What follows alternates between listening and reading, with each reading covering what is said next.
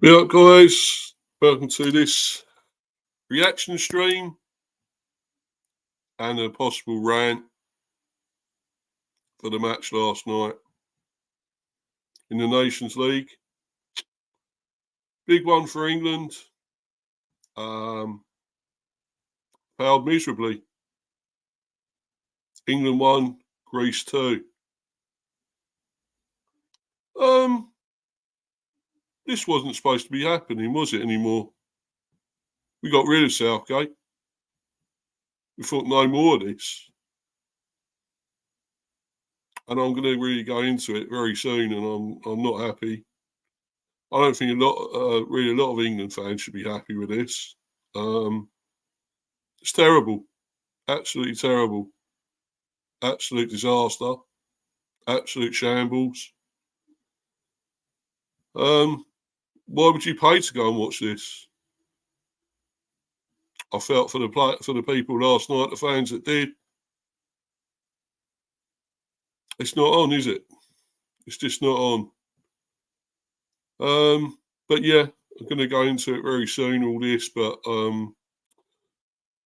obviously, I may be having a guest on. I don't know. But I have got the link here. If anyone comes into the live chat and wants to come on, you're welcome to. You want to rant about England? I know I do. This is so much to rip into here. It's terrible. It was absolutely shocking performance. I don't know why I bothered watching that.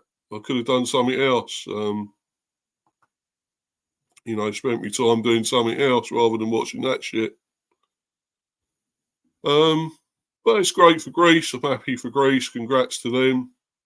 First ever win against us. And at Wembley as well. So and they've done it for George Baldock, of course, as well, who died. But anyway, Chelsea fan, big up to you, mate. Big up, Mr. B. Yeah, big up to you, my friend. Absolutely pathetic, wasn't it, last night? Don't know why I bothered watching it. Really don't.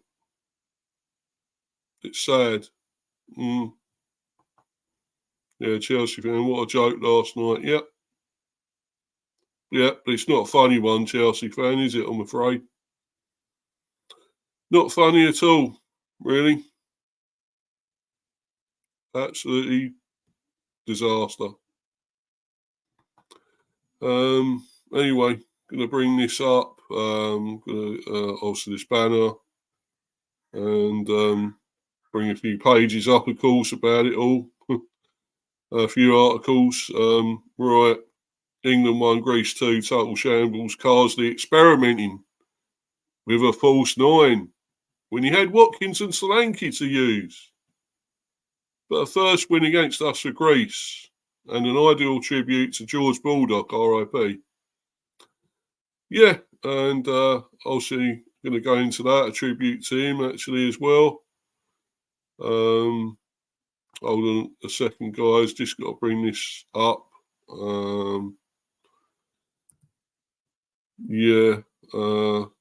go into this before I rip into England. Right. Here we go.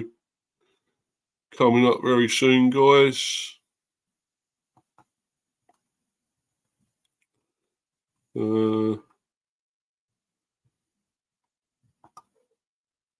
Right. Yeah, I'll just bring this up. Yeah. As Chelsea fan has said there, keep hitting that like button and sub to the channels. Exactly. Please do that, guys. I lost another sub. I don't know why. I was on 115. I don't get why people are unsubbing. I don't get it, but, you know, I do my best every time on here. I give 100%. I try and get all the best content and whatever out. Unfortunately, some people obviously don't like it or whatever, but if that's the case, don't sub in the first place. I'd rather you sub if you really like this, you like my channel, you like what I'm doing. If it's really good, you know, you please do that. But, you know, if you're not bothered about the channel, you're not interested in what I'm doing here, then, you know, don't sub in the first place because, you know, I need all the subs I can get. I'm down to 114 now, but obviously I want more. But, you know, I know it's not all about subbing. It's not all about subscriptions. It's an enjoyment of doing this, which I do enjoy. I love doing all this, obviously, except when we get results like this or whatever that I have to slag off a bit. I have to go into and rip them a new one about it all, which I will be with England and you know, in my team, of course, the Bees. So I've had to do that a bit, which isn't fun. But yeah, obviously I'll bring this page up, guys, and we go into this. Obviously about George Baldock, sadly passed away at the age of just 31. Former Sheffield United player, of course. There we go. Yeah, so really sad news that he passed away. He did play over here, of course, as we all know. Played for Sheffield United. He's also Greece international as well. Really sad, and you know, I'm glad they paid tribute to him last night. Deserved it, and it obviously gave Greece even more incentive to win it for him. And in a way, I'm glad they did win it for him, but don't take away our shambles of a performance as well, does it? But anyway, let's go into talking about him quickly. Obviously, before I go into all the rest of the stuff. Yeah, George Baldock caused of death revealed by former Sheffield United star's family. Greek police earlier confirmed there was no evidence that criminal activity caused the death of the 31-year-old. Former Sheffield United defender George Baldock drowned while swimming in the pool at his home in Athens, his family have said. Greek police earlier confirmed there was no evidence that criminal activity caused the death of the 31-year-old Greece international, who signed for Athens club Panathinaikos in the summer. We are heartbroken with the sudden passing of our beloved George. We can confirm that a post-mortem examination has found that George tragically drowned while swimming in the pool at his home in Glyfada, Athens. I think I said that right. I know, Glyfada, Athens. A statement from Baldock's family read, George, you were the most special father, fiancé, son, brother, uncle, friend, teammate and person. Your enthusiasm and infectious personality brought so much love to those that were fortunate enough to know you and those that adored you from the stands. We will forever cherish the special memories we have of you, and you will continue to live on in your beautiful son. You were due to fly home today for us to celebrate his first birthday together, but instead we mourn your loss. As a family, it has been incredibly touching, but equally so very difficult to read the huge number of tributes written by those that knew George and from those whose life he touched. It was impossible not to love him. We ask that you please continue to respect our privacy at this devastating time as we begin to process our grief. Baldock, who left the Blades in the summer to join Panathinaikos, won 12 caps for Greece. After being eligible to represent them through his grandmother, he was last involved in their squad for the Euro 2024 playoff defeat to Georgia. There was a period of silence before Thursday night's Nations League match between England and Greece at Wembley, which the visitors won 2-1, with Baldock's picture shown on the big screens. Great touch, brilliant, excellent touch, lovely. Players of both sides also wore black armbands, and the Greece team held up his shirt after they scored their opening goal in the shock Wembley win. Greece manager Ivan Jovanovic said Baldock left his mark on the squad. The whole team and everyone has gone through a very difficult 24 hours, he said. He was with us in the dressing room. It is something that shouldn't happen. In such moments, football isn't important. He left his mark with us with the way, sorry, it's moving around this, I don't know why, with the way the players played with him on the pitch today. Greek police said in a statement that there had been no evidence that criminal activity attributed to Baldock's death.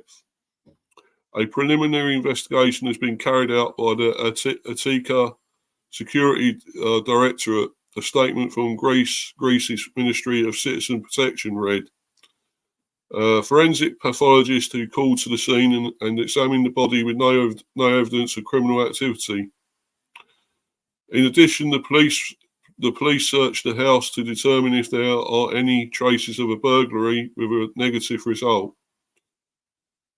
George, you were the most... Yeah, well, I've read all this, so I won't go through that again. That's obviously George Baldock's family.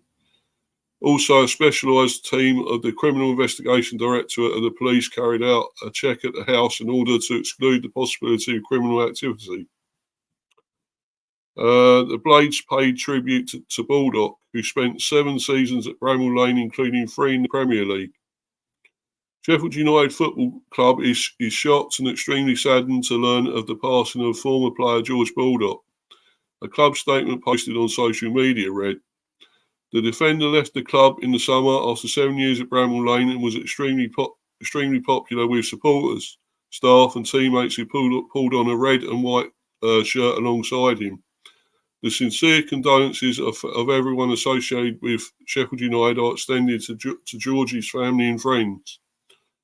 Baldock was first called up to play for Greece in 2022 when Gus Poyet was coach. A statement from the Greece national team said there are no words to describe the human pain caused by the news of the unexpected loss of one of our own young man. The moment forces silence. Condolences to his family, condolences from his second family. UEFA said there would also be a minute's silence before Greece's match at home to the Republic of Ireland on Sunday, which is good. Great touch. Former Sheffield United boss Paul Heckingbottom, who managed Baldock at the Blades and is now in charge of Preston, said on X, numbing to hear of George Baldock's passing, a man with so much still ahead of him in life as a husband, father, brother and son. George was a super person and fantastic professional who was admired and adored by all who worked with him.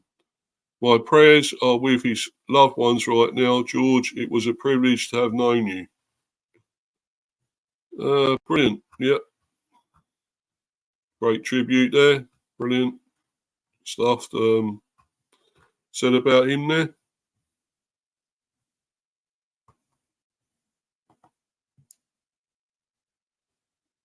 Yeah. Yeah, Chelsea fan, yeah. So sad to hear R.I.P. George Baldock. Yeah. Exactly. It was sad. And really unfortunate that he drowned in the swimming pool, and they say it was probably down to alcohol intake, which is really terrible. Sad to hear. He got to that stage. drinking and everything, but I don't know. Yeah, it wasn't down to anything else, no criminal activity or anything, so that's good. I'm glad, but obviously it's still sad that he's gone. But I'm glad nobody had it in for him because he seemed a very popular man. He was a fine player, I think, playing for Sheffield United, of course. That's where really I knew him from. I didn't realise he was a Greek international. Well, he's not long. He weren't long a Greece international. I think only 12 caps or something. So what it said there. But yeah, it's really, really terrible. But I'll bring my guest on to talk about it a little bit more before we get into the main subjects. Big up to you, Mr. T. Yes, Mr. B, big up to you. And let me start by saying that I am sorry for this. Contrary to what people will say, lateness is not greatness. No worries, mate. No excuse. Overslept, but I'm glad I woke up in time to join you for the majority of this scene, and thank you for hosting it. And no worries, mate. I know that obviously, we're talking about George Baldock, and obviously, it was terrible what happened to him, and he's obviously left behind a young fiance and their 1-year-old child, and it is really terrible. And without speculating on the cause of it, obviously we know that he drowned in a swimming pool. It is never nice, passing away in such circumstances, and it just goes to show that it is more important than ever that the people get themselves protected, and there is proper security in circumstances such as this. So obviously George was a good footballer, played well for Sheffield United and MK Dons among other clubs before moving to Greece. I think it's probably because he wanted to, experience new culture, and obviously he wanted to be a lot closer to his Greek teammates. It is sad, and in as much as both you and I will justifiably be very angry with the performance, you can't not feel happy in a way that Greece were able to secure this win in his memory. And I'm sure that George, if not playing in this game, would have loved to have, watched this game and would have taken a deal of, satisfaction and joy in seeing this result play out. Yep, definitely, mate. And Chelsea fans saying big up to you there, by the way. Big up Chelsea, mate. Yeah, big up Chelsea fan. The only one in here at the moment, so it's good to have somebody in here. But no, it's obviously it is sad this, and it was very recent, and still only 31. He still had a lot to give. He still had a fair amount of playing career. Still, I guess. So, he was obviously, I don't know how he was doing actually in Panathinaikos, whether he was doing well there. But obviously, I remember him over here a lot playing for Sheffield United and teams like that. So, but yeah, it's terrible. But I was just reading that article there. There was nothing to do with criminal activity or anything. So it was obviously just an accident, or they reckon apparently he might have been drinking. Apparently, so that doesn't help. If you're going to go for a swim, you've had a lot of booze, you boozed up or whatever. That doesn't really help, does it? Did he want to do away with himself? I mean, we go back to Gary Speed and people like that. Was he really actually happy after all?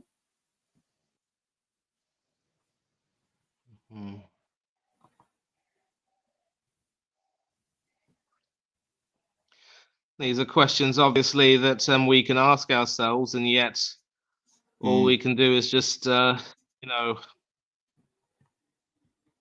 I mean, without speculating, all we can do is just wait for further details to emerge because it is a rather recent death, and that's why, I don't really want to assume any circumstances until things happen. But I mean, you know, well done to the Greeks for turning this tragedy into something happy. But obviously, one of his teammates made it crystal clear that because of the numbness of the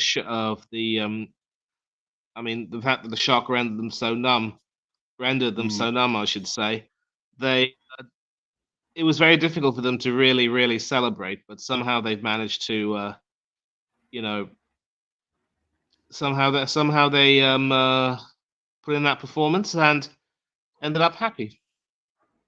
Yeah, yeah, yeah. Total congrats to the Greece and lovely touch with that shirt, of course, the George Baldock #2 shirt.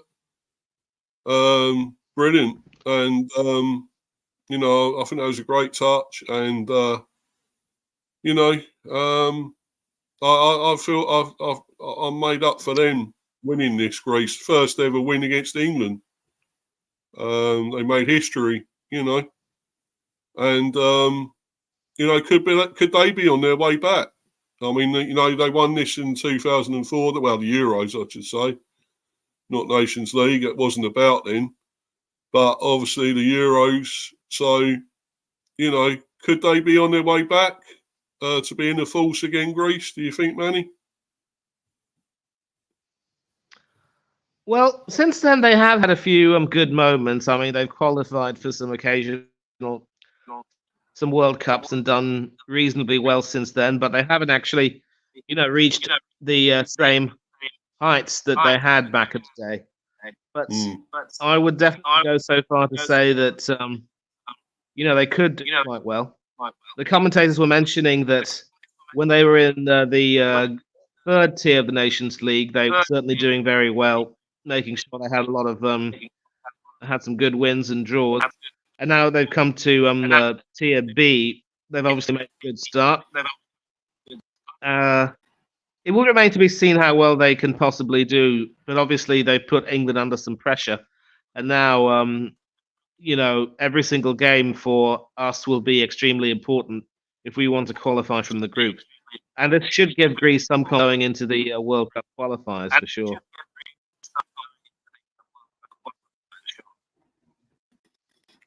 Yeah. Sorry, Manny, this is going a bit slow at the moment. I don't know what's going on with this Wi-Fi, but anyway, it's a little bit slow, and I might have frozen a bit and stuff then. But anyway, I'll carry on. I don't know why I'm getting this issue today, but anyway, it's generally you with the problems, isn't it? But yeah, I'm getting all the Wi-Fi issue now. But obviously, I am still on here by the looks of it. I haven't gone off or anything. So, but yeah, let's go into talking about this disaster, Manny, which it is. It was a disaster. Total disaster. As I put there, Carsley experimenting with a false 9 when he had Watkins and Solanke to use. So why did he do that, Manny? Tried to be cute, tried to be too clever, wanted to find a way to accommodate Palmer, Saka, Bellingham, and Foden in the team. And look what happened. We looked disjointed, we looked disorganized, we looked, disgraceful, and we put in a disgusting performance. Everything about this performance was enough to make you feel discombobulated. But, he will look to get it right when we travel to Helsinki to play Finland, who actually were beaten by Ireland. So congratulations to the Irish. And, obviously our mutual friend Del Boy will be very happy. He was doing a watch along for that game. Obviously, because it was clashing with the England game, we couldn't join him. But I was flicking back and forth Robbie Brady with that winner. And so Finland have also been disappointing this campaign, and so they now face they could now face the prospect of, struggling themselves. So I think when are we playing them? What, Finland? Sunday, I think. Sunday, yeah. Yeah, I think it might be on a Sunday. So Sunday is going to be very crucial, for sure. Yeah. Yeah, as Chelsea fan says there, Greece could have won by more goals. Exactly, they could have done.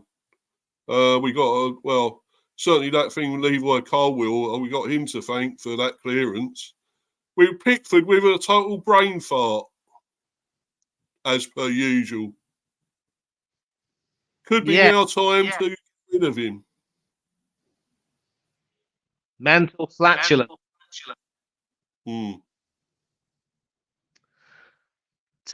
Tough question, because look, until this particular night, he never really let England down and never had a poor performance. And let's not forget that he was the starting goalkeeper as we made 2 consecutive European finals. Probably might have done better for Aurelien Chouameni's shot in the quarterfinals in Qatar. But he's always been a steady presence. This time around, I don't even know what was going into his head. I think being his decision to, go walk around outside his area with the ball at his feet, it kind of, cost him. And, he had Levi Colwill to thank. You definitely owed him some fish and chips. Then not too long later, the West Ham and former Arsenal defender Mavropanos had the ball in the net after, a rather pathetic air punch from Pickford. But he was rightly adjudged to be offside. And the worst part is, Steve, we went into half-time 0-0, few chances of our own. I think Vlachodimos actually had the first save to make from a Jude Bellingham shot. And it was a pretty good save indeed. But we had our scary moments, and what you would have thought that we would have regrouped after the break. You thought that we would have gotten our act together defensively. But then once Pavlidis, broke the deadlock, you just knew for some reason that there was some malaise which is affecting the team. And maybe that had a lot to do with the formation, because it just goes to show you can't be too clever. You can't pick a false nine. You can't simply try to accommodate all of your creative talents if it means completely leaving the team balanced and off kilter. And to not even have a striker to start with, you don't pick Harry Kane. You have someone like a Dominic Solanke who was very much a Kane-like striker. Start him instead. Give him that opportunity. Ollie Watkins, give him that opportunity. Yeah. I mean, everything that could go wrong with Carsley completely went wrong, and it was one of those performances which made you think, out of the frying pan into the fire, rubbish in, rubbish out. And it shouldn't be that way because, we all know how horrible Southgate was, especially coming to the end of his term. We don't see that sort of thing from Carsley, and hopefully when we go to Helsinki, he will have had a changed outlook, will be a changed person. And a lot of people are saying this is proof that we need Harry Kane. No, we just had a poor,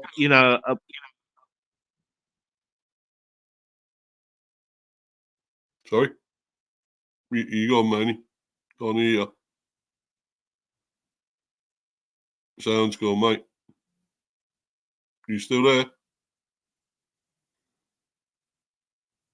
You still there, mate? Hello? Manny's gone off for a bit there, but we'll wait till he comes back, but I'll read this while he's gone anyway. Greece record historic win over England to hand Lee Carsley a reality check. Exactly. It is a reality check. And look at this great picture here. The Greece players celebrate their country's first win against England by paying tribute to George Baldock on the Wembley pitch. Photograph, he's not any relation, by the way. Tom Jenkins, The Guardian. No relation, but great photo. Brilliant photo. And that's brilliant what they've done there.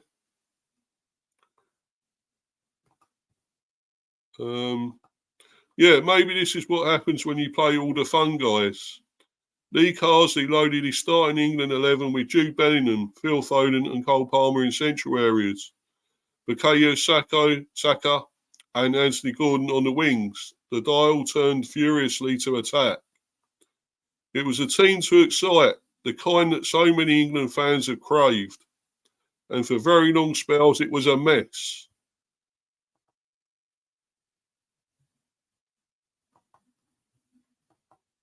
It was a mess. England lacked control and authority in midfield, while they were porous at the back. Greece ranked 48 in the world, tearing through them with increasing regularity. The gung-ho approach might work on the PlayStation. There are fewer guarantees at international level. Nobody could say that Vangelis Pavlidis' goal on 49 minutes, great name by the way, Vangelis, bit of a Blade Runner on the pitch, had not been signposted, and as the second half wore on, it was Greece who looked the likelier scorers. They were denied when Pavlidis touched home after yet another slick team move. The video assistant referee calling him back for offside. By the end, 3 Greece goals had been disallowed. The upside of having so many bankers on the pitch is that there is always a chance, even when everything looks lost. Specifically the team, in this instance. Carsley had groped for the solution, sending on strikers, changing his formation, and when one of them, Ollie Watkins, cut back from the byline, to shape a side-footed curler past Odysseus Vlachodimos. England looked set for a streaky point, yet they got the result that the performance deserved when Levi Colwill and Rico Lewis got in each other's way. England yet again all over the place at the back, and Pavlidis drove home the last gasp winner. It was Greece's first victory over England, and one that they dedicated to George Baldock, the England-born Greece international who drowned in a swimming pool at his home in Athens on Wednesday. The tragedy has devastated everyone connected to the Greece squad. For 90 minutes, it drove them. Carsley's lineup was bold, marked by fluidity. It was Bellingham and Foden as central attackers. Palmer in midfield alongside Declan Rice, albeit with a licence to push up. Call it a 4-2-4 with asterisks. Trent Alexander-Arnold stepped up and the cross into midfield from right back, sometimes into an inside forward position, while Lewis was attack-minded from left back. Carsley has made it plain that he wants to ask questions of the opposition. Rather than finding the answers to what they do, he wants to have the ball to make things happen. Here, he went all in on the approach. As everybody drifted away from Wembley, there was many who feared the interim manager had blown one of the key parts of his audition for the permanent job. It was all a bit of a blur, the cohesion elusive. Worse, England were open at the back, vulnerable to Greece's counters, of which there were many.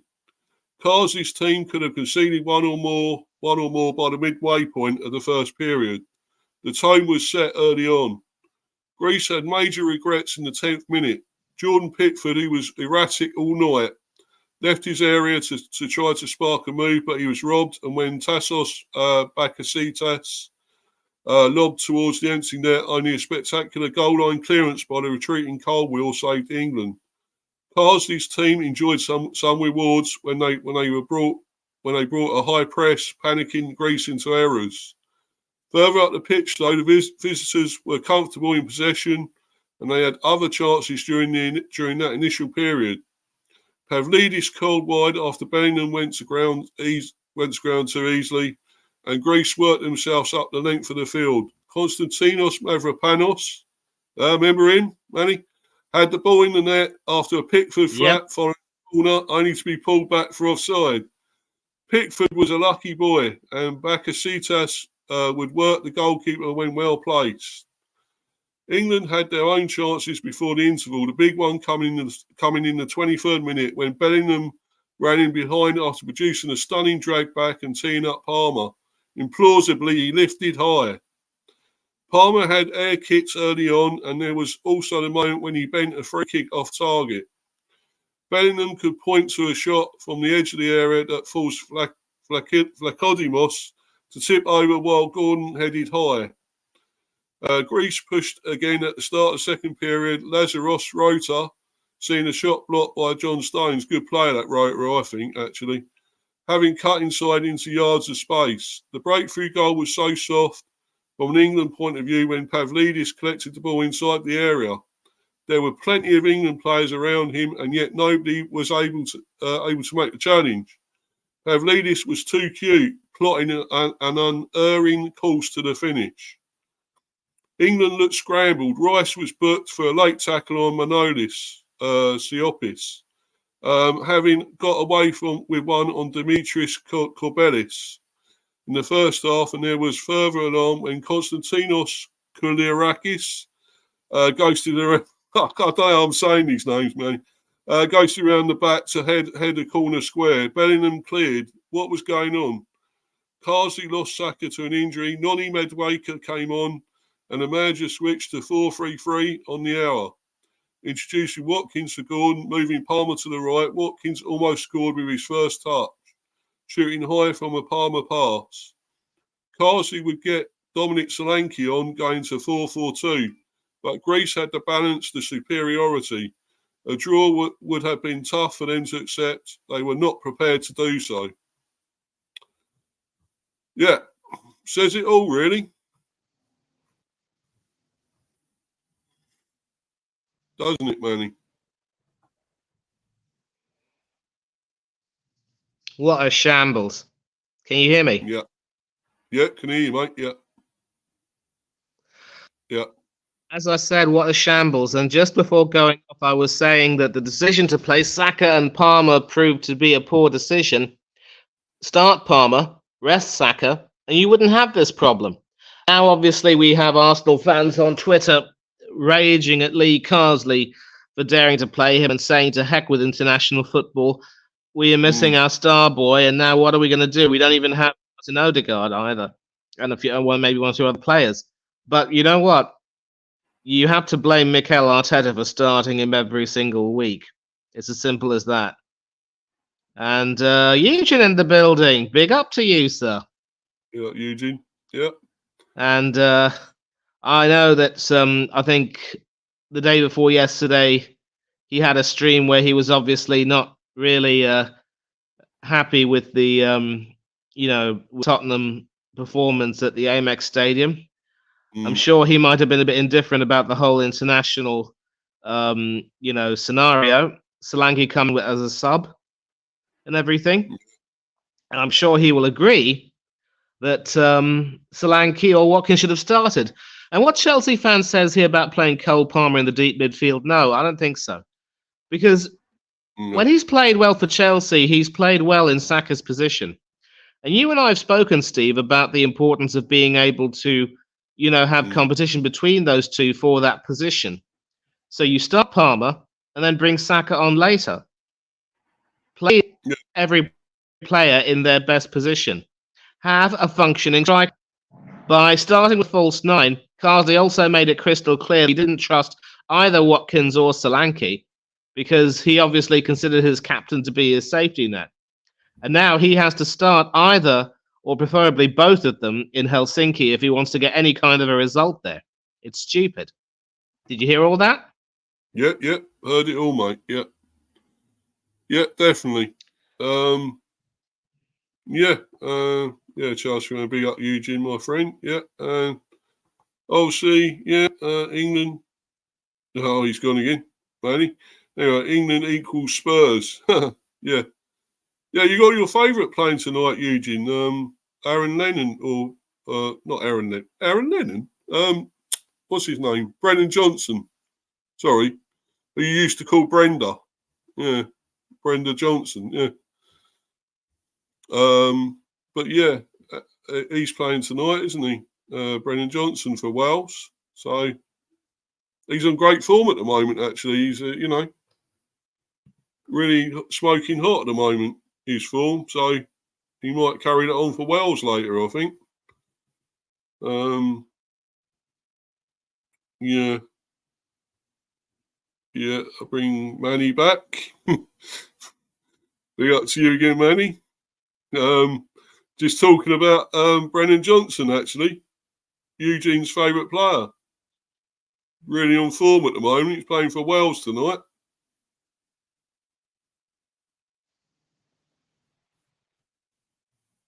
You there? Yeah, Ben Davies, right?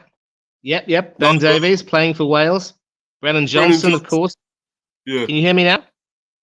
Yeah. I'll talk about Brennan Johnson because Eugene. Both Johnson and Davies. No. Yeah. But he's on smoking hot. Yeah, that was a bit harsh, really. I've always rated Johnson. Yeah. He is, and obviously he's going to be key for Craig. Yeah, could have had him at Brentford. Went to Spurs. Yeah, yeah. I feel for you. You always seem to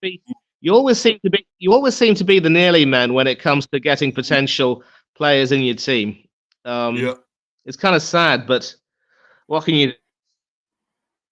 He must have gone to Spurs to win things, Manny. At least that must be the reason. Is he though? Is he going to win anything? No, not there. Well, you never know. I mean, I know we beat White Hart Lane, but we're not exactly convincing. And we'll see what happens.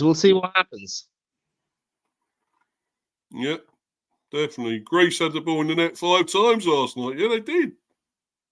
And VAR saved us most of the time. We didn't deserve it either. They should have had goals, I think. Total reality check. Not as good as we think we are we? Or some of us think we are, anyway. You didn't watch the game, Eugene. The ironic thing is that, we've had some from managers over the years, Roy Hodgson, Southgate all too recently. But as I said, this has to be the worst. And you mentioned the 4-0 reverse at home to Hungary. Mercifully, I didn't see that performance. A game to forget, of course. And, we seem to have these types of performances every now and then, which serve as a kick up the backside. And then once we rectify things with a good performance in the next game, everything's, rosy in the garden once again. But clearly all is not rosy. And this isn't the type of performance you'd want an interim manager to, put up, especially if he's trying to apply for the job on a permanent basis. So he's got to really answer his critics in Helsinki on Sunday. Yeah, well, anyway, I've got another sort of banner up here and more questions if you can answer, Manny. Let's see. Is Carsley totally to blame? No, he's gone. Well, just when I'm going to ask him some important questions here. I'll just have to wait till he comes back and then we can go into this a bit more. Any more comments? That one from Eugene again. Didn't watch the game. You're lucky, my friend. You didn't. You didn't miss a lot. It was terrible, pathetic. You're lucky you didn't see it. I wish I hadn't seen it either, to be honest. But yeah, obviously we'll move on to Finland, but not looking good if he keeps doing this sort of thing. As long as I just hope he's not another Southgate. But we will wait and see on that. Yeah, be up to you again, Manny. Back again.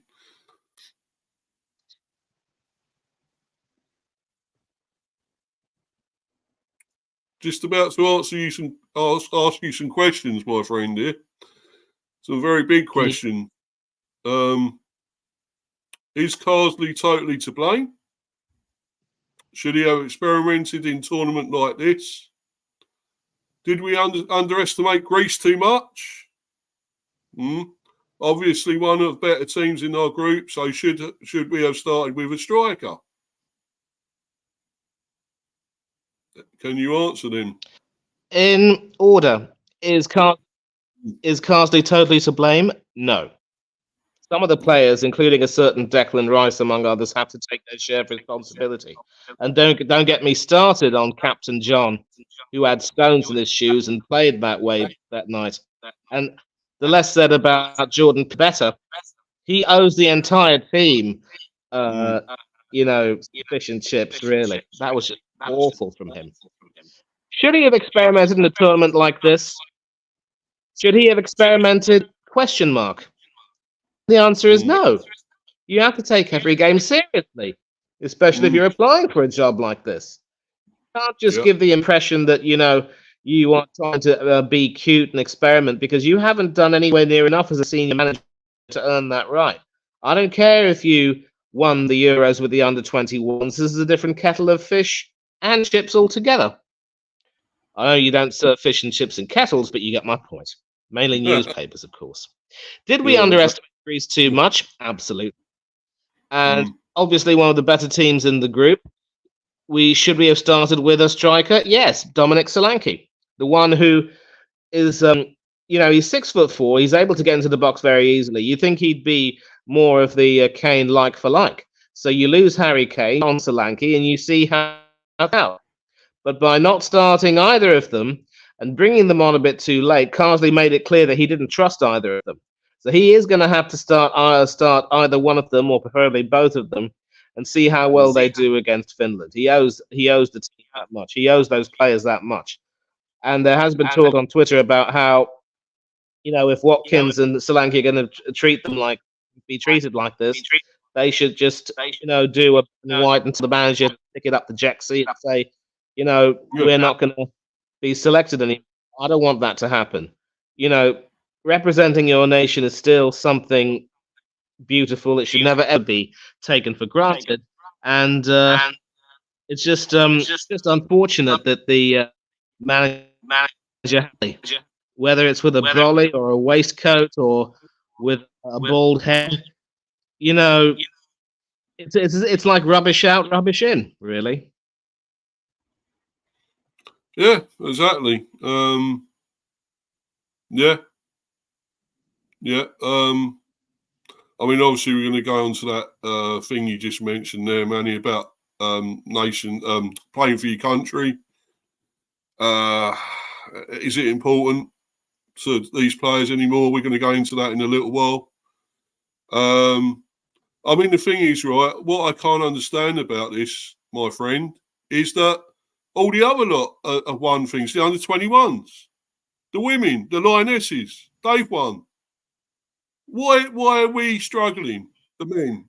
Why are we struggling to win anything? What is different with them to us? I want to know.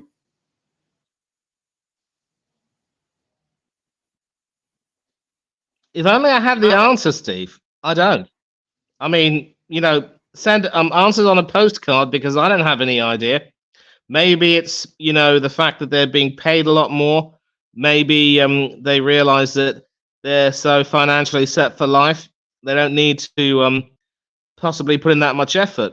You don't get that type of attitude with the under-21s. You certainly don't get that type of attitude with the women.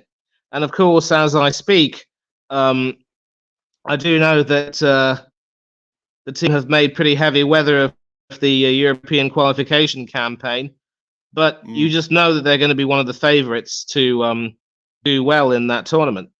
Yeah. But my goodness, again, we have the same questions being asked. Do these players even care? And we're at pains to even try and find an answer. Yeah, and as Eugene says, he did have.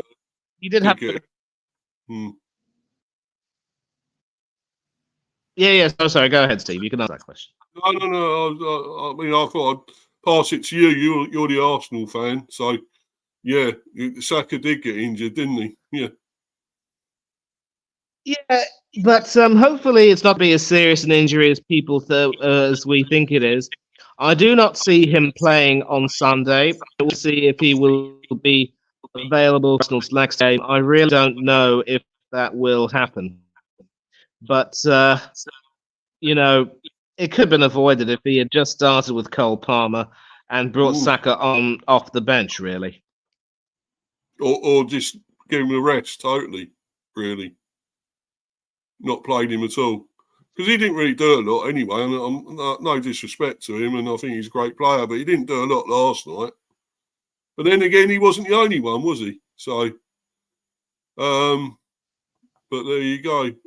Yeah, manager and players to blame for last night. Yeah, exactly. Both of them were to blame. Yeah, and what was it? I was going to bring I'll bring a page up in a minute. I've got another. I think we've gone through all that anyway, so we go to the next one that I was going to do. Banner, the questions again. Right, and I think you sort of like said something about this, mentioned this.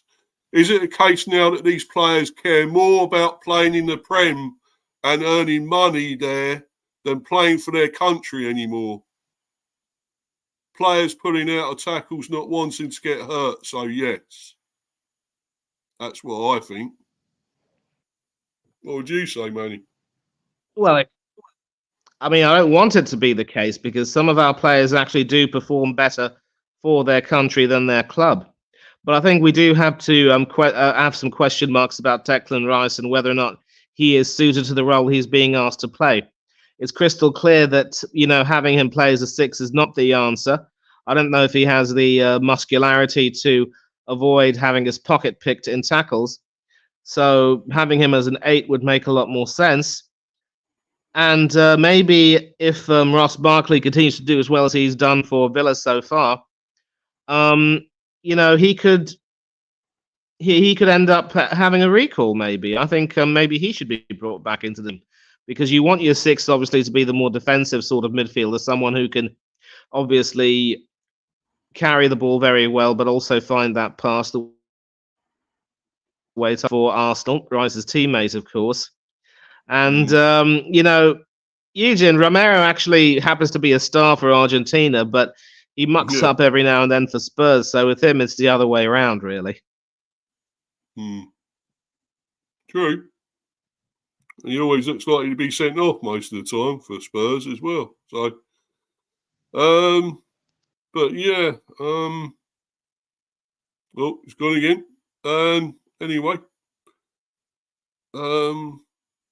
yeah, I feel this is what it is. I feel they want to play more for their teams, their Prem teams, and league teams. They're not bothered about England. It's not giving them their money that they want. You can see them. They don't give a toss. They didn't want to get the ball. They pulled out of challenges left, right, and centre. It's not. If you're doing this, you've got to put in 100% for your own country. You've got to. If it matters that much, you've got pride playing for your country. You put in the performances. You're going for the tackles. You don't care about, oh, look, I won't be back. If I get hurt and I won't be back for my team in the league, oh, come on. There's something wrong with that. And if it's all about just to do with money, it's not right. Sorry, it's not right. It's all to do with money. It's about playing. It used to be about a big thing playing for your country, Manny. You had the pride, honour, whatever, to play for your country. It wasn't about getting a wage packet at the end of the day. Absolutely. And, maybe if you're talking about sour grapes, you could blame the Premier League for that and say that the advent of the Premier League and the money that came in from Sky and other streams of revenue has pretty much corrupted it. There was also a time when we were quite diabolical for the most part. You remember that? And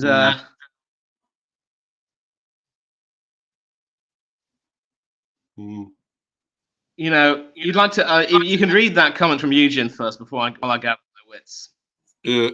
Yesterday's game was rigged, just like the Spurs game against Brighton. Yeah. Well, I don't know. I think, Eugene, you just sort of took your foot off the gas, mate, at the end of the day. You were 2-0 up and you thought you had it in the bag and you didn't. And that's what happens, doesn't it? You let a team back in it, and a good team, Brighton are. They shouldn't be underestimated whatsoever. Very good team. And you did, I'm afraid. And you paid for it. And Manny's gone again. But I'm sure he'll be back again soon. Anyway, I agree, Mr. B, 100%. Yeah. Thanks, Chelsea fan. Yeah. Thanks for agreeing with me. I think I'm pretty much correct. Yeah, brown envelopes at half time. Yeah. Could be Eugene, but I still think, if you're talking about your game against Brighton, I thought you just thought you had it in the bag and you didn't have to go for any more or whatever. And you go for the jugular, mate. You go for the throat. You be ruthless. And I know it's not. I shouldn't be saying that. A bit hypocritical with my team. The Bees, they don't go for the throat all the time and sting teams, which they should do when they're 1-0 up, and go through with it and just go for the throat and go for the jugular and kill them off. We don't do that. You should have done that with Brighton, but you just let it go and you let them come on to you, and you can't do that. A good team like Brighton, you can't do that. So, anyway, right, and Manny's back once again. Yep, I told you about the queue. If I can't hear you speak, that means I have to, just go out and come back in, because at least that way I won't take up too much time. And the question about the pride, obviously, in the there were moments in the 80s where we weren't really that good. The 86 World Cup was an exception where we reached the quarterfinals and could potentially have gone further had it not been for a certain handballing cheat from Argentina, whose name I do not want to mention. And then we had the debacle of Euro 88, but then times of Italia 90, another debacle of Euro 92. And then, but you do have a point when you say that back then playing for your nation was the ultimate. And it's also pertinent to note, Steve, that we didn't have too many fixtures back then. We had the qualifiers for tournaments. We had the tournaments in and of themselves. Maybe occasionally a few friendlies, if you like. But you didn't have the inundation of international fixtures like you do now.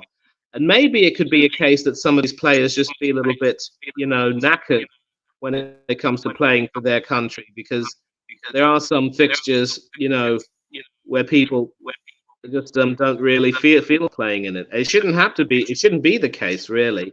But, if the Nations League is not that prestigious a tournament, must you pick your better players? Why not do what the England cricket team does and have separate teams for different formats? Just have a separate Nations League team and be done with it.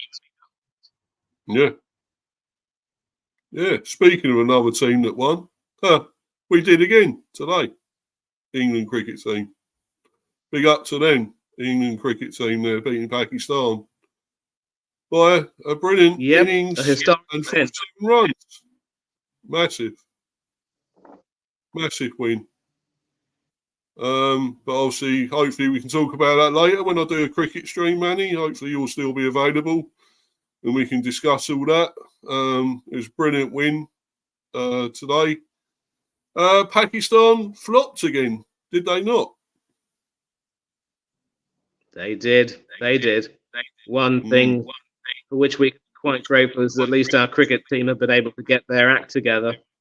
And in, very surprising but welcome circumstances, it has to be said. And, hopefully, we'll have a discussion about that later on today, and we'll have a lot of things to say. But obviously, you got that TalkSport article with 3 England players getting 1 out of 10 ratings. I would assume that Jordan Pickford, John Stones would be 2 of them. Who would be the other one? Maybe Declan Rice. Probably. You could say this might be a bit harsh. You could say it's speaking the truth. This obviously Adrian Durham, of course, has said all this. And Durham slams England in brutal player ratings. Well, that wasn't in the script. Lee Carsey's future has been thrown into all sorts of doubt, with England stuttering to a 2-1 defeat at home to Greece. Jude Bellingham appeared to have spared England's blushes when he equalised with a powerful strike on 87 minutes. However, 2 goals from Vangelis Pavlidis gave the visitors a first ever win over England. The Greeks had plenty of opportunities to claim a shock win, having put the ball in the net on 3 other occasions, but offside saw the goals not get given. Meanwhile, Jordan Pickford nearly cost England a goal with a sloppy giveaway. This is a major setback in Carsey's audition to get the so-called impossible job on a permanent basis. With England now in danger of not getting out of the Nations League group they are expected to win comfortably. It was a lacklustre performance by an England side against their opponents, who are now top of the group with a maximum 9 points. Where did it all go wrong? Sorry. Despite superstar names like Phil Foden, Trent Alexander-Arnold and man of the moment Cole Palmer all starting. Where did it all go wrong? It's hard to pinpoint just one thing. And TalkSport's Adrian Durham gives his marks out of 10 for the far from roaring Three Lions. Cowardly Lions, more like. Yeah. A problem for England, starting with Jordan Pickford. Durham declared the shaky goalkeeper had one of his worst nights in an England shirt and was lucky to get a 1 out of 10. Yeah, I agree. Rico Lewis, again, I didn't rate him. I don't know. I don't think he's the answer. Received a 3 out of 10 rating from Durham. Not a bad score considering 3 of his teammates got 1 out of 10. However, his struggles underlined a gaping weakness in the England lineup that was an issue during Euro 2024. Left back, yes. On Manchester City starlet Lewis performance, Durham said, "Not sure left back is his future. It's a problem for England." Yeah, Anthony Gordon also got 1 out of 10. He was poor. Just no. Newly crowned England Player of the Year, Palmer was handed his first senior start for the Three Lions on Thursday night, but he failed to justify why he received the award. Couldn't replicate his blistering early season for the club Chelsea. He came close with an early free kick, brushing the top of the net, but a shanked effort over the crossbar summed up Palmer and England's night. Palmer couldn't replicate his blistering early season for the club Chelsea. A lot of spelling errors or something here. 4-4 club Chelsea. No, that's poor. That's pathetic to write this and do that.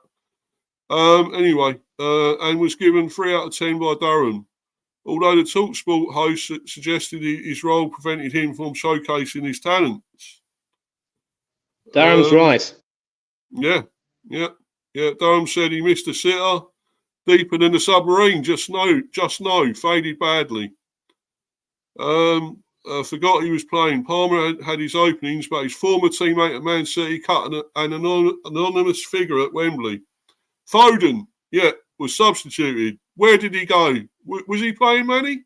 Did you notice him?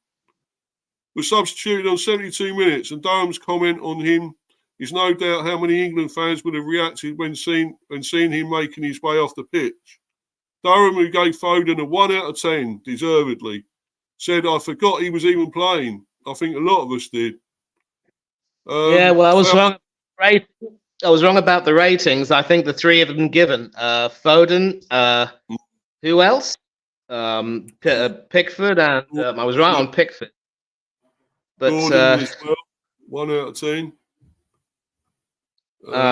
And Rico Lewis back. He's a right back, for Pete's sake. Yeah. When will we ever learn? And as far as Foden was concerned, he couldn't fill his boots. No. Terrible. And he was also poor in the Euros, Manny. He didn't do anything in the Euros either, did he? So why is he still playing at the moment?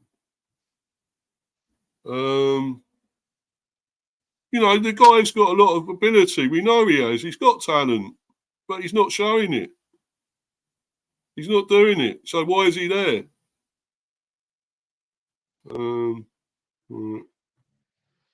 Your guess is really as good as mine, Steve. Yeah.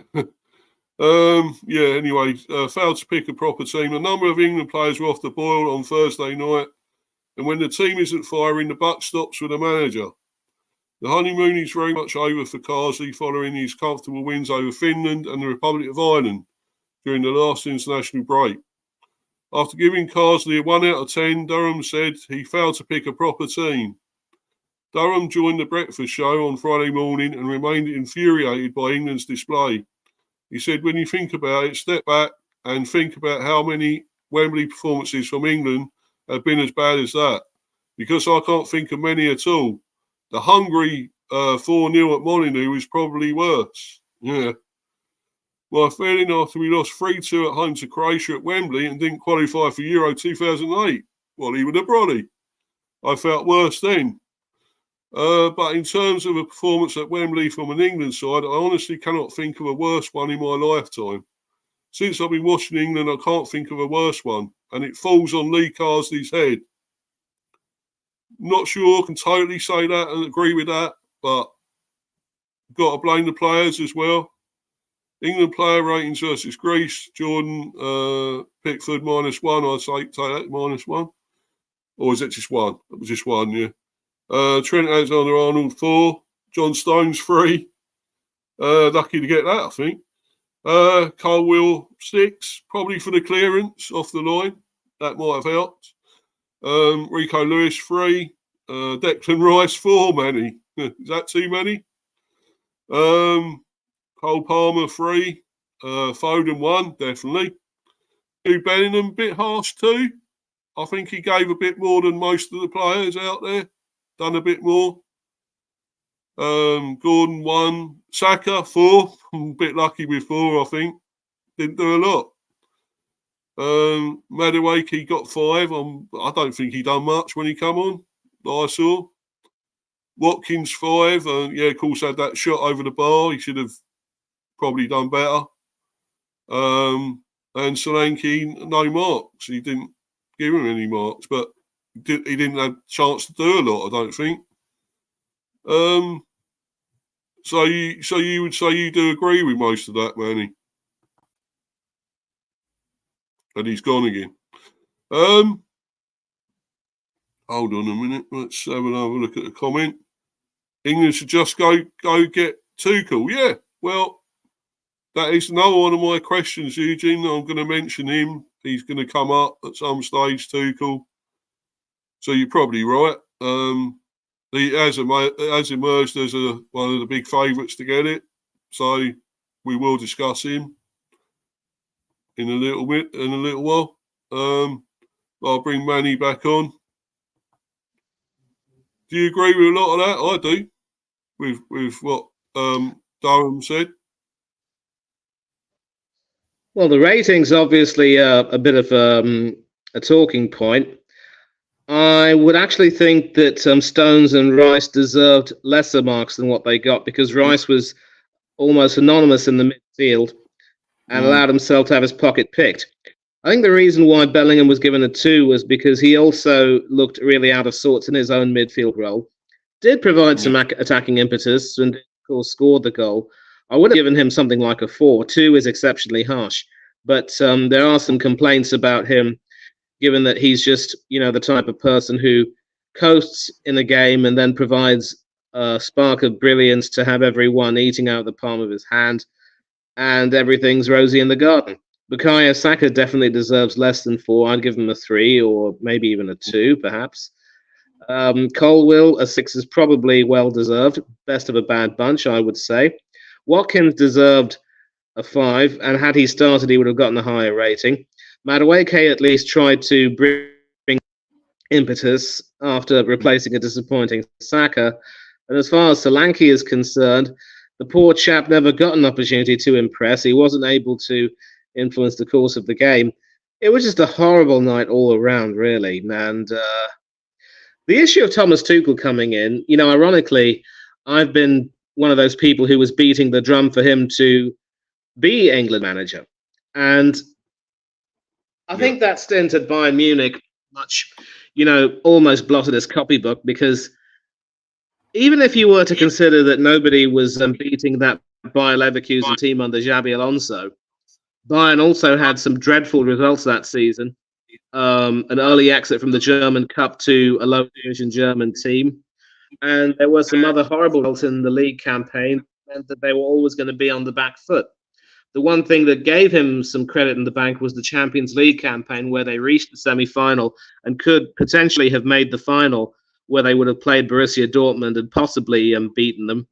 But obviously there was some controversy in the final minute, in the final second leg against Real Madrid, and that ended up, scuppering their hopes. I was shocked that many Bayern fans wanted Tuchel to. But I kind of realised now that if you were given a choice between Tuchel and Vincent Kompany, who ended up getting relegated with Burnley before being picked, I think maybe Tuchel would have been the better option. I don't know, especially given how Kompany didn't actually do well against Aston Villa in the Champions League, and they've also had some disappointing results, including the 3-3 draw at Eintracht Frankfurt. You think maybe Bayern are just going through a bit of a crisis right now? I do like Tuchel. I do think that he has some good qualities and does have some good tactical awareness. And, when he was at Chelsea, he was able to get the best out of the likes of Kai Havertz and Jorginho, who are, of course, now with Arsenal. Arteta just doesn't seem to be able to know how to handle them. And I do know that Havertz is in a bit of a purple patch, but we're going to see if he maintains that purple patch until the end of the season. If he does, then good for him. Tuchel would be a decent option, and obviously, given that Thomas was a couple in a way, maybe this is something that could appeal to him. He's going to have to decide if he would like to take up that offer. Yeah, we are going to go into that a bit more in a little while, Manny, because obviously that's one of the other things I was going to mention before we go. But obviously, be up to you, Rich. Thanks for coming in, my friend. Brilliant. Thank you. Wales are playing later. I'm sure you'll be following them with interest. Being Welsh, he is Welsh, yeah. Rich, I believe he is. So, yeah. See how they get on. I'll probably be watching that later, although it probably be in blooming Welsh or something again. I was watching it last time and it was all in Welsh. And they had all the blooming they had to have the English subtitles or whatever, When I was trying to Welsh, Steve. Eh? How do you get it in Welsh? I mean, normally if you're based in London, the commentary should be in English. Yeah, well, it should be on like TNT or something like that, but it's not, or even Sky, and it's generally on the iPlayer or something. That's where I was watching it last time, and of course they're speaking in Welsh. So just looking at the subtitles. So, but yeah, it's still okay. You can still watch it. Still, probably not having good commentary anyway. Commentary is generally useless anyway, isn't it? Let's be honest. So why bother having it, to be honest? But obviously watching it in that, and that'd probably be what it's like later on. But I'll probably still watch it. So anyway, he's gone again, Manny. Be watching that later, Wales. Hopefully they can get a win. I think it's Montenegro. Is it Serbia and Montenegro they're playing? I believe. Yeah, so, obviously there is this one as well, this article that's obviously given them a bit more generous markings on here at the standard. England player ratings versus Greece. Jordan Pickford suspects in goal. Well, definitely, with Phil Foden peripheral. England struggled throughout as Greece earned deserved win at Wembley. Yeah. These were slightly more generous marks here from Dom Smith. Just been a bit too generous here. Be up, Manny, back again. But I'm just going to go through this where there's a bit more generous markings here, ratings for the England players. This is obviously in the standard. And I think they've marked them a bit too high, most of these, but I'll go through it.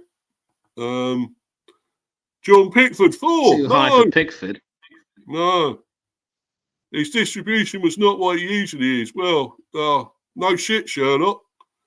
And he was tackled in the first half as Greece almost scored, but for Colwell's outstanding clearance, yeah. On the subsequent corner, Pickford missed a punch and was fortunate that Dinos Mavropanos was offside when he headed in. And could you say, do you think he looks a star player when he plays for Greece, Mavropanos, Manny, rather than Arsenal, when you probably thought you were getting a really good player? And then he went on to West Ham and he was, well, a bit of a flop there as well, I suppose, isn't he? But he can do a bit for Greece. Well, I can't call Mavropanos a flop because, you know, he did score the winning goal against us at the Emirates back at his former club, of course, a match which torpedoed our league title campaign. So he's capable of some good performances, but he's just exceptionally inconsistent. And, you know, for Greece, I haven't seen him play too much. He did have a fine game last night, but I haven't seen too much of him to determine whether he's a star for his country, but a bit of a dud for his club. I think, you know, let's not forget that the entire team was determined to do really well for their fallen teammate. So, you know, they just performed out of their skins for the most part, I would say. From Vlachodimos to everyone in between, I can't think of a single Greek player who had a bad game last night. Everyone rose to the occasion quite brilliantly. Yeah, but the less said about England, the better. I wouldn't even. I know obviously Dom Smith is trying to be a bit more generous, but Jordan Pickford doesn't deserve any more than a 1. He's lucky to get 1. Actually, what an awful display that was. As far as Trent is concerned. Again, having him at right back means that he's suspect in defence. I thought that Carsley had gotten the best out of him, but he hadn't. Now, if you think TAA's got too much here, 5. Look at John Stones, 6. What? You're having a laugh. Catching his country from the start of a match for the very first time. Greece still had joy when running at him and others, though, and he was turned too easily for the goal. I don't rate him, Manny. I do not rate this guy. I keep saying it. Why is he playing? Why is he playing for City, let alone England? I've said it a lot of times. Why?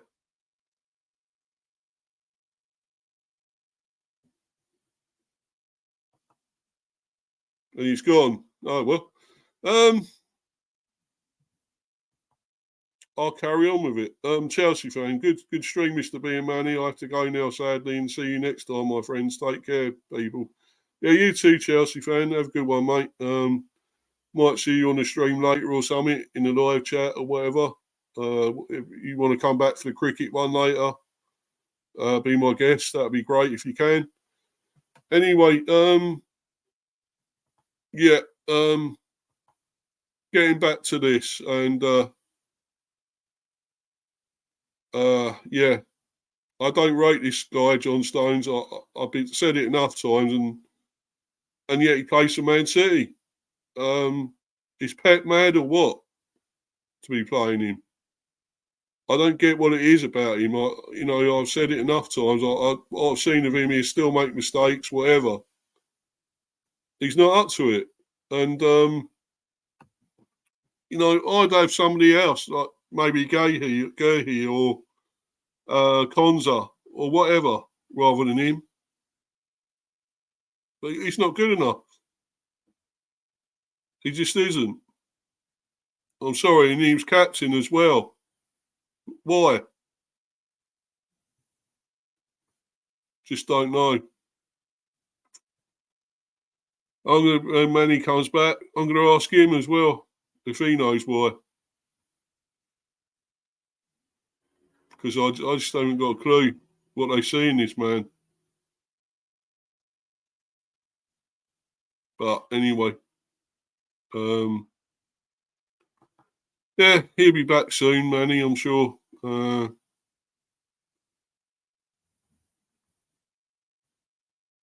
Yeah, no more comments, no. Yeah, anyway, he's back, Manny, so right, Mr. T, can you answer it? Why is he playing?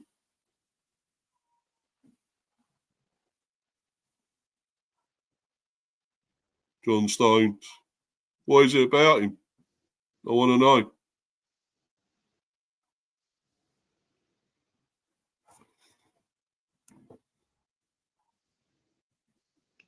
You there? The ratings are too generous, Steve. Far too generous.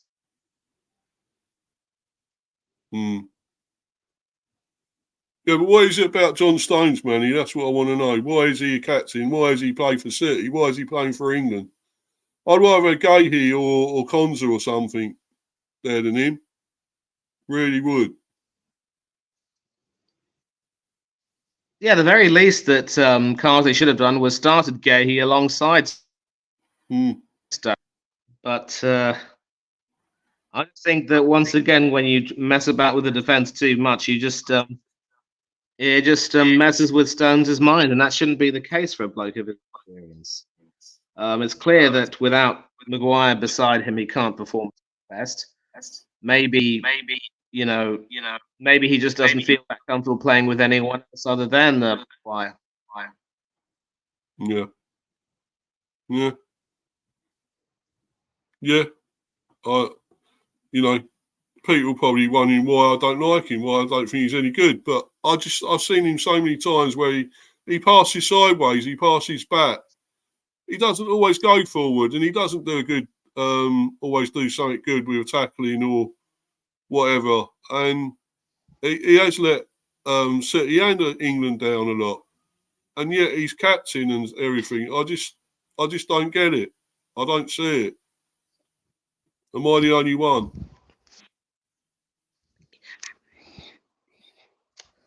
You probably aren't, but there might be some reason as to why the likes of South and Carsley keep picking him. Yeah, I wish I knew what it was, but anyway. Colwell 7, maybe that's a bit too high, but probably the 6 was better for him. He had, as you say, best of a bad bunch, Manny. So, he was okay. Lewis, no, I don't see it. 6, no, nowhere near that high. He's not the answer. No. He really isn't. Rice 5, too much, isn't it? Surely. 4, maybe. Foden 5, no. I think 1 was about right. He didn't do anything. Saka 6, no. I'm sorry. As much as he's a great player, man, he didn't do anything. They shouldn't get 6.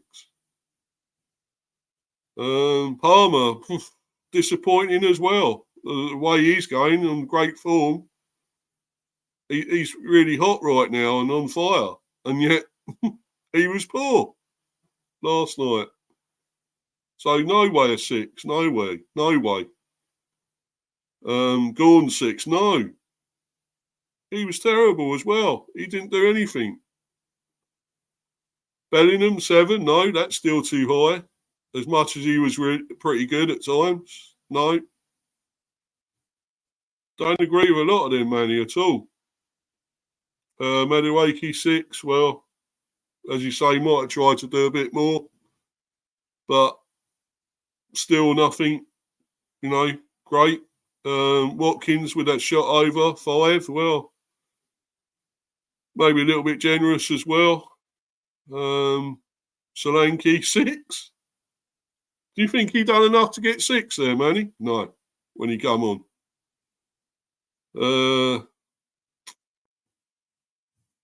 That really is generous here. Too generous, these marks. I agree more with Durham. I really do.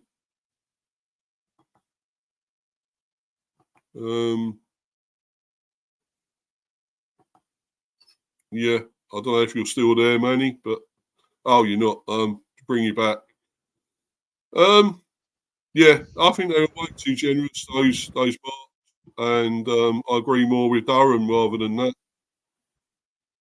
For those. Yeah, I would agree more with Durham. I mean, obviously, Smith was trying to be a bit more gracious for Solanke, who did try his best, and it was mentioned that, Solanke very nearly scored. So, yeah, I want to give him a Solanke maybe a 5, perhaps. But apart from that, I think Durham was spot on. Yeah. But we move on, and obviously, I want to talk now about if Kazi doesn't get it permanently, who can they get? Jurgen Klopp. See, these are ones I'm mentioning. Jurgen Klopp won't be in it at all because obviously he's gone elsewhere or whatever. Jurgen Klopp has taken up a position elsewhere, but could he still be persuaded? You would hope. Pep Guardiola might leave City after this season. Would be ideal. Pep as manager of England. And Tuchel as well there. So Of those choices, Steve, of those choices, I think Tuchel's the most practical one. Guardiola has made it crystal clear that he doesn't really rate the England team, and there was an occasion, I think, when Arsenal beat Barcelona and Jack Wilshere had the game of his life. But then when Guardiola was asked about Wilshere's performance, he said, I've got similar players like that in the Barcelona youth team. I don't think, notwithstanding the fact that he might obviously get to work with Cole Palmer and Phil Foden and other Manchester City players, I just don't think he rates the England team as a collective enough to be willing to take the job. And if Guardiola leaves City, I'm pretty certain that he won't want to take up a job, which means that he'd be based in England again. He might want a new challenge, which is why Jurgen Klopp took that position elsewhere, which obviously to the liking of the fans of his former club, Borussia Dortmund. I think Tuchel could very well be the more practical selection because he is available. Stay away from the likes of Graham Potter, Frank Lampard, and everyone else. I wouldn't touch them with the barge pole, but apparently, there's a new favourite. What's this all about? Yeah, well, just look at what Eugene's comment there. Yeah, Pep should manage Spain before enough. Yeah, probably. Yeah, he could manage Spain. Why not? Do a good job there, wouldn't he?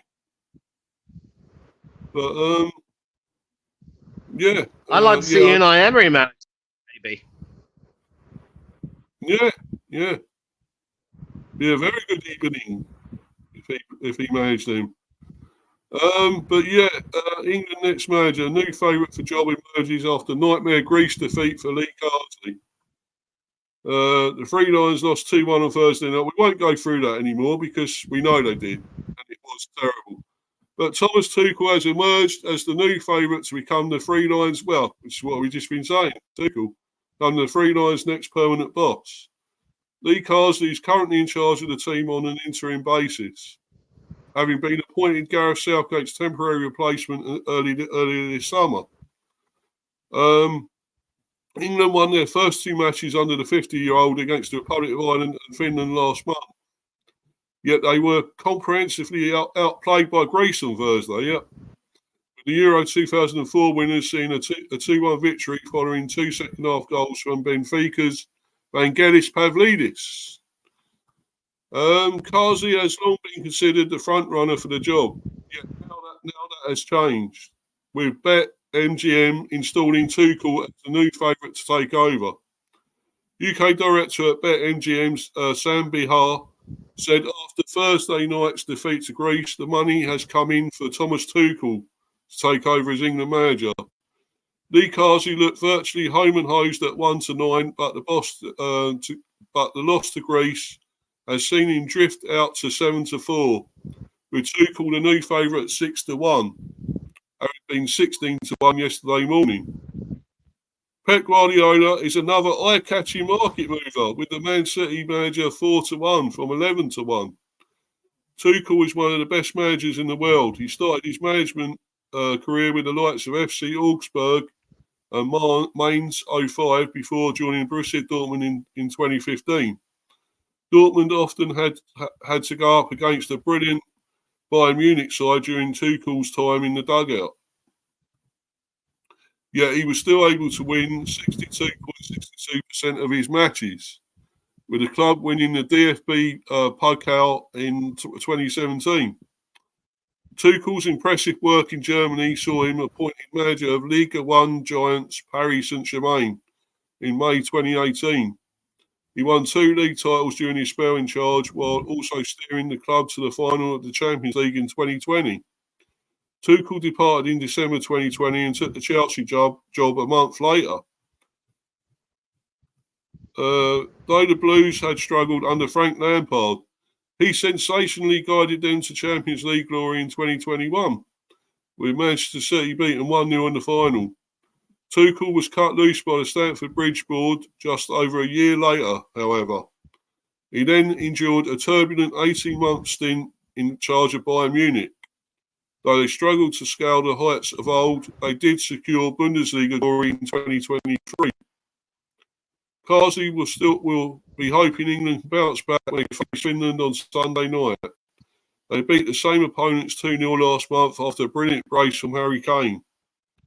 They faced the clash with Greece for injury, however, and may not be risked against Finland as a result. So, Manny, it looks like Tuchel is the favourite. Yep, he is available. He has club pedigree. Why not? His record does speak for itself, although he can be a little hot and cold at times. But he certainly does, at his best, know how to get the best out of the players at his disposal. And I'm sure, I don't quite remember him playing with any of the Chelsea players, managing any of the Chelsea players. Maybe Levi Cole will. Once Reece James comes back into the squad, all will be good. Mason Mount is obviously not in consideration. He can't even make the United team these days. But I think he might enjoy the challenge. Guardiola, not so much. And that's why I think Tuchel might be the favourite. But, you know, if England do manage to convincingly win Helsinki, it will be well again with Karsley. So it's up to Karsley now. And if he's not going to risk Kane against Finland, he has to start a striker. No excuses. Yep. Yep. Yeah. So you think he would be ideal then, Tuchel, Manny? You think he should get it? Yeah. I mean, he's not perfect, but he's the best of the lot that we have right now. So if you were on the board, you would definitely go and get him. You would definitely give him the job, but on a permanent basis. I'll give Karsley the Finland game to get his act together. And of course, he'll have another international break. And then we'll assess the results. If things are satisfactory, then we might have to an SOS for Tuchel to come.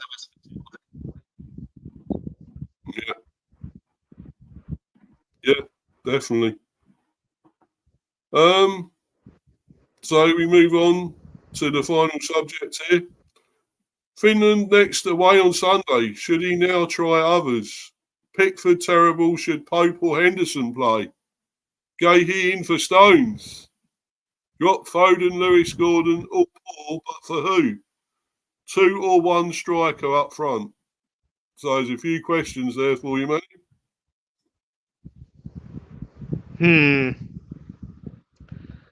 I think Pickford definitely would need a rest. I think he has to, be made clear that the position is not his to keep.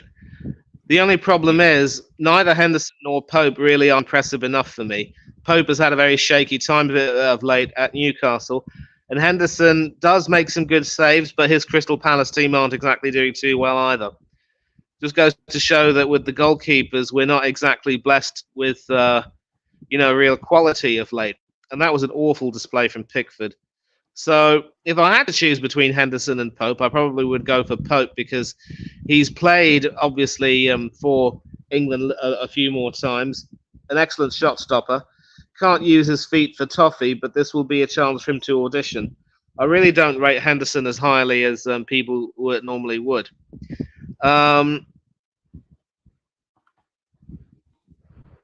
Yeah. I probably would have Rico Lewis dropped and have Colwill at left back, maybe. Which means that Stones and Gahey will have to play together. Gahey in for Lewis. Yeah.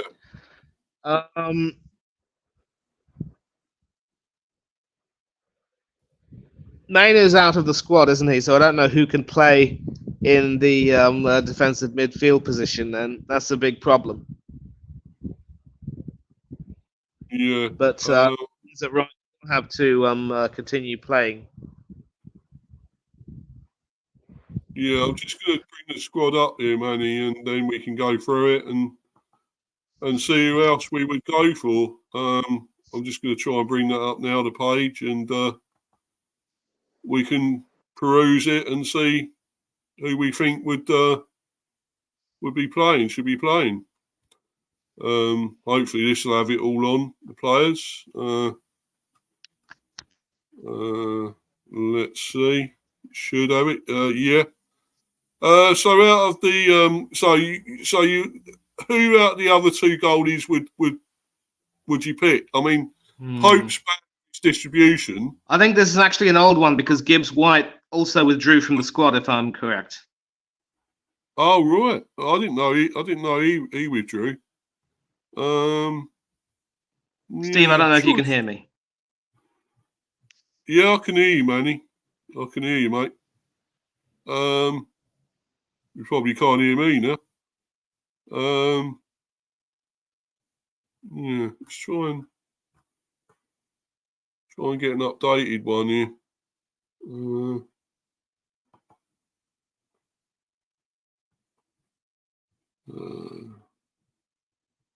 No, what's Maguire there? He's not there.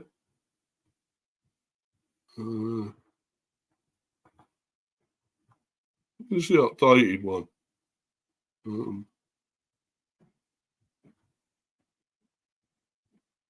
This might be it.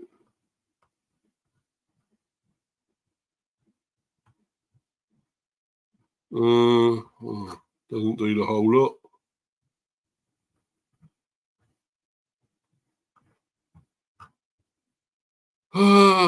Sorry about this, guys. I'm trying to get the more up-to-date squad.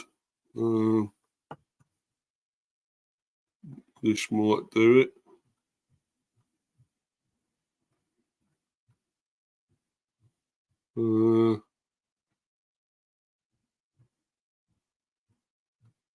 Come on, where? Can't. Sorry about this, guys. I'm really trying to find the up-to-date squad.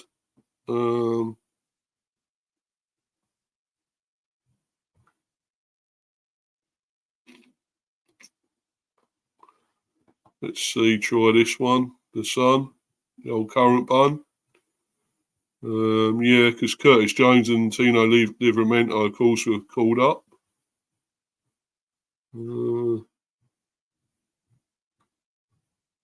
This might be it.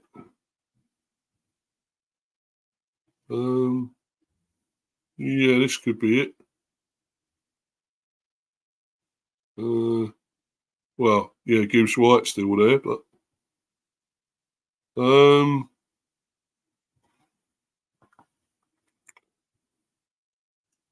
yeah, I'll bring Manny back on anyway, and yeah, I'm trying to find the updated one of this, Manny, the updated squad, but can't seem to get it really. I know Curtis Jones and Tino Livramento have been brought in. I know, I think, as you say, Gibbs White has withdrawn, and I think Angel Gomez and Kobe Mainoo obviously out. They would. Right. So what are the ones remaining? I mean, I think, did Gallagher come on last night? He did, didn't he? No, I don't think he did. Didn't he? And Oh, what I would definitely like to see is. I'm a bit surprised that Kyle Walker was brought back to the squad. Didn't even play against Greece. Maybe he'll play against Finland. I don't know. We'll have to see. I actually would consider Carsley should probably try for a 4-3-3. That means Walker at left back, Alexander-Arnold as a right midfielder with Declan Rice and maybe Curtis Jones in the middle. Either Jones or Gallagher. I prefer Jones. Stones Yeah. and Gahey in the middle of the defence. Livramento at the back. And then the front three, I'd start with Palmer, right? Solanke in the middle. And who could go on the left? If Grealish can play, slot him in. I agree with some of that, most of that, Manny. I still wouldn't have Stones. I just don't like him. I don't think he's good enough. And I'd probably have Konza and Gahey or something if they could both play. I don't know if they can play together. I don't know. Konza's injured. Oh, Konza's injured. Oh well. Well, I don't. Could you have Gahey and who else could you have there? Carl Will was left back. Well, no, Rico Lewis was left back, wasn't he? Yeah, but I don't want to see Rico Lewis at left. No, so it would either be Livramento or maybe even Cole. And I'd have to go for Livramento. Yeah, I'll try Livramento myself, yeah. I do rate him. I think he's a good player, you know, Livramento.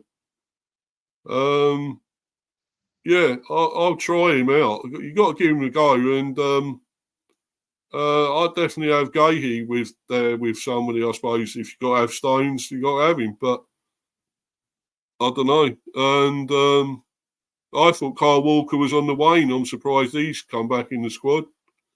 I thought he's lost his pace and stuff. It seems to me, but no man, he's gone again. Anyway,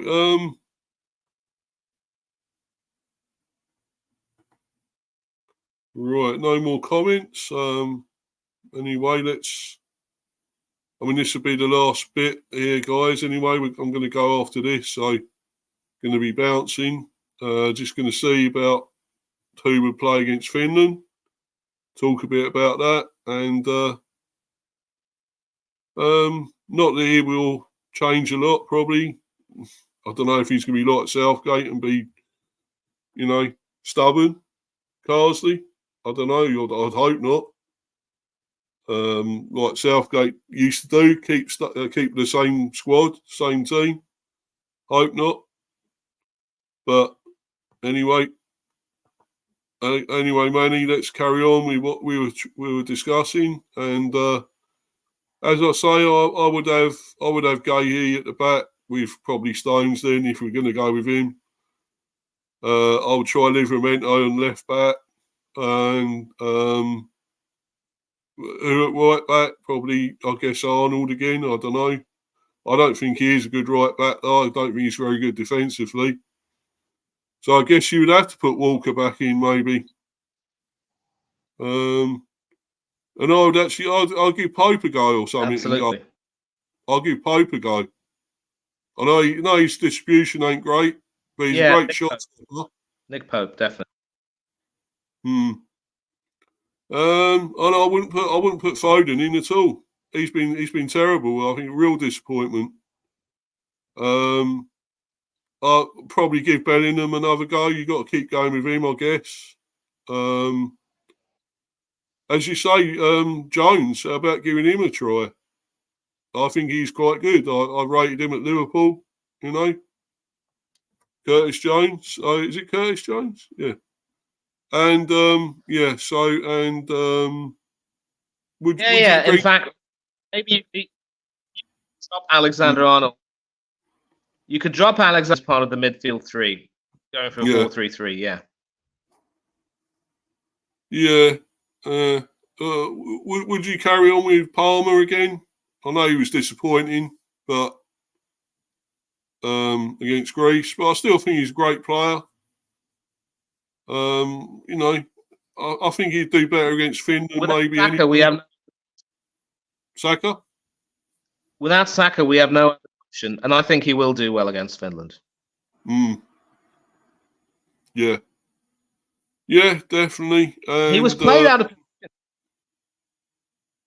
sorry, go on, mate. I was saying that Palmer was played out of position, so put him in Saka's position where he plays at Chelsea, and I think he'll cook. Yeah, definitely, I agree. And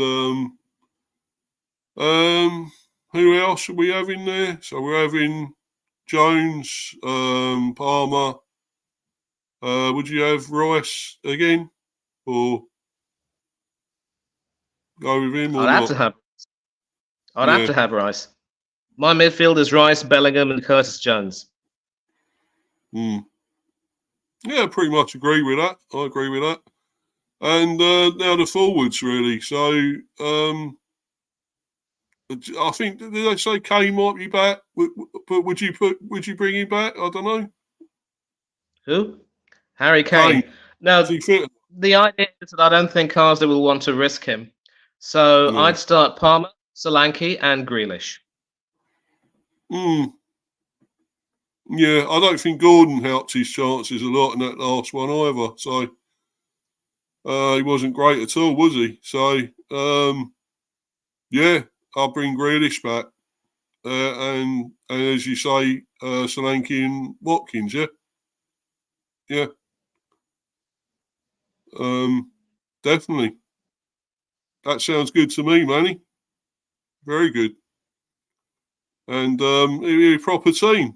And, no false nine or anything like that. So, let's go for it. Let's have a proper team out. And, I mean, it is Finland. They're probably lower standard maybe than Greece. I still don't think they're that bad a team. There are a lot worse teams than Finland. So, but I think they should be enough, whatever we put out there, to beat them. Although it is in Finland, so might be tougher. But yeah, you got a prediction for it, Manny? What do you think the score would be for that one? It's gonna it's gonna have to be a very ugly 2-1 win for me. Hopefully Pope can keep a clean sheet, but I don't know. I can't see it happening. Yeah, probably you're probably right. 2 or 3.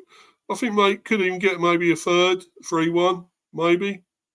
I don't know. I hope so.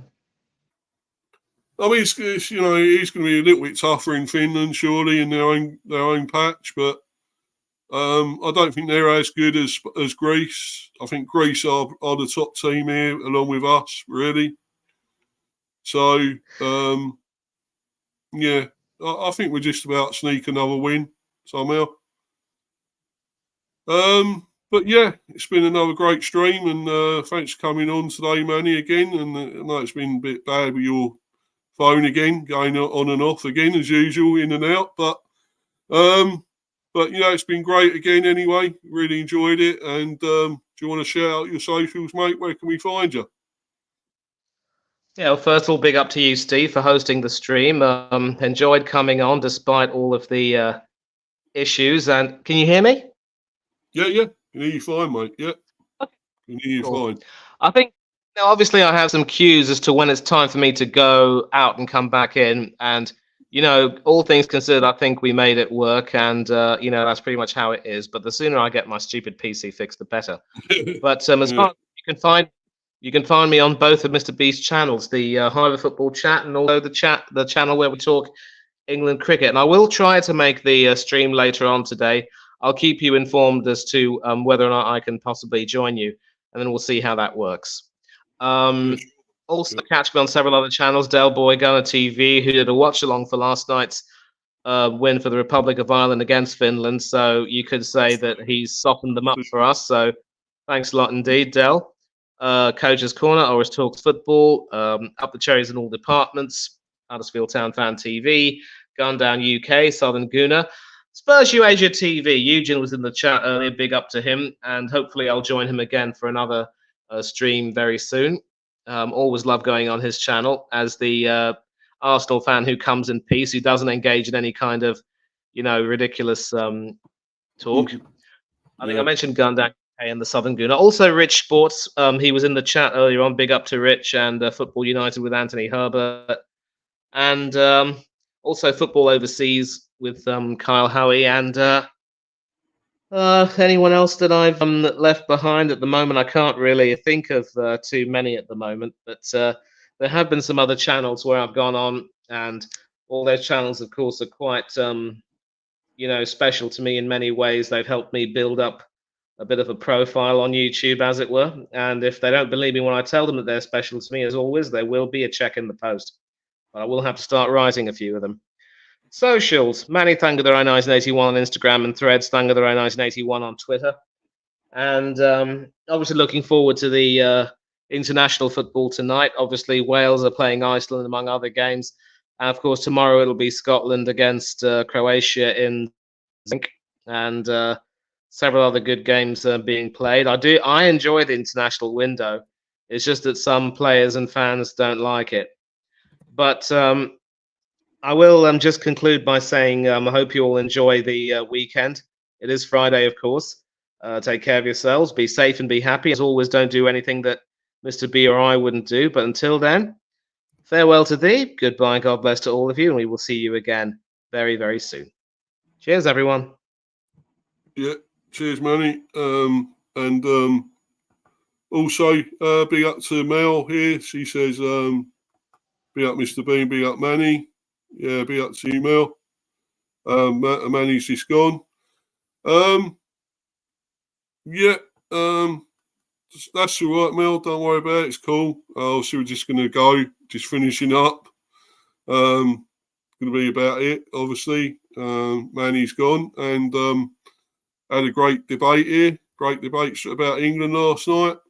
Total disaster. Not good at all. We hope for better against Finland. But yeah, thanks for coming in, Mel, in here. I know it's a bit late, but if you can watch it on playback, obviously, at some stage, that'd be great. And keep smashing the likes and subbing and everything. Yeah, you too, Mel. Have a great one. Enjoy it. Yeah, so obviously, we move on. We got Finland next, so hopefully we can beat them. We can do better against them and have a proper team, not this experimental shit that don't work. And I'd love it if we can. I think Finland are a little bit lower quality than Greece, so. We have beaten them before, of course. We beat them last month, 2-0. So hopefully we can do that again, or 2 or 3-1 maybe, something like that. But anyway, guys, thanks again. And got plenty more content coming up. As Manny mentioned, I might be doing a cricket one. Well, should be doing a cricket one later. Discussing England, of course, winning against Pakistan. Brilliant win. Lots of records broken. Brooke and Root and everyone breaking records, and England, of course, with the highest score, winning by an innings of 47 runs. Fantastic. So please follow me on there, Mr. B for Life 182, and sub to Mr. B Hive Football Chat and Mr. B Chats England Cricket. And as I say, plenty to come, plenty more content. Obviously, might do a watch along for the Finland one. Might do Finland and England. Possibly, I might do one, but I'll let everyone know if I do.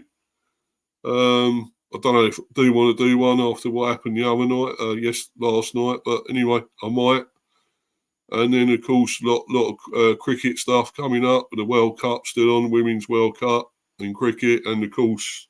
Back to the Premier, thank God. next weekend, following weekend. So anyway, guys, thanks for joining and watching on playback or on live. Thank you very much. And until next time, I'm out of here. Goodbye, everyone. Goodbye.